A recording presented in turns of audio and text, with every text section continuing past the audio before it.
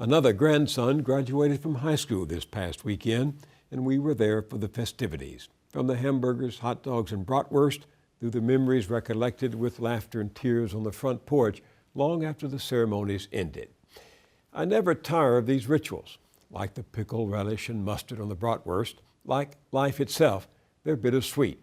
Nostalgia and anticipation in equal portions. Where did that little kid go? Yesterday he was squealing in the sandbox, chasing the cat, soaring on the old tire swing hanging from the elm out front, stubbing his toe, smacking his lips over the last morsel of watermelon, teasing Grandma from atop the backyard slide, and begging for one more round of Charlie and the Chocolate Factory. Now, in blazer, tie, and white pants, trying to stifle a big grin, he marches past us with his classmates. So tall he has to duck and swipe away a vine dangling from the makeshift trellis that separates the past from the future. The searing Minnesota sun threatened to cook us until the headwinds of a gathering summer storm cut the heat. No one seemed in a hurry for the afternoon to end.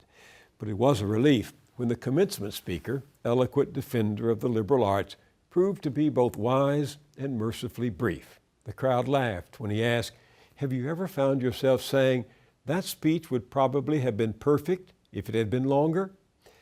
The school chorus, as if to tell us to relax, they know the score, belted out John Mayer's "No Such Thing." I want to run through the halls of my high school.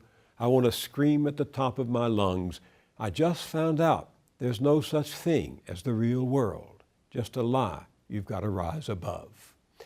And that's when it hit me, how we've let these kids down, the mess we've handed them, the huge debts, an economy producing too few jobs and vast inequality, a rich man's country with a flailing middle class, the tenuous prosperity of everyday people wiped out by Wall Street insiders and Washington hucksters, still up to their old tricks. And far below the waterline, like those passengers on the Titanic, the poor, traveling as always at the cheapest rate, trapped in steerage. How did we become a country of such ugly, stupid politics? One party doddering and feckless, the other radical and reckless and downright mean, driven by unblinking ideologues with kamikaze souls. How did we become the United States of denial? On the flight out, I read the report in a recent issue of the journal Nature by a team of 22 scientists warning that in the lifetime of these high school graduates, Earth could reach a tipping point as we put more and more pressure on our life support system, our crops, fisheries, and clean water, the diversity of species that enable us to be here. The planet could be plunged into uncharted territory from which there's no return.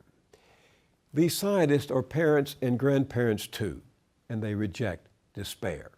The report's lead author told interviewers, "My bottom line is that I want the world in 50 to 100 years to be at least as good as it is now for my children and their children." It's not too late to change course, he says. We are a clever species. We have the solutions to these problems in our grasp. But for the denial. I snap out of my reverie. I hear our grandson's name being called, see him handed his diploma, watch the whole class rise, and think, they just might do it, just might pull us back from the edge, get us on the right track again.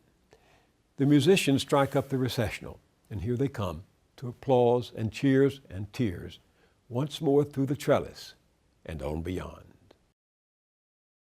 At our website, BillMoyers.com, we've created a Money and Politics Spotlight page. You'll find reporting, tools, and links, all aimed at pulling dark money out of the shadows. That's all at BillMoyers.com. See you there and see you here next time.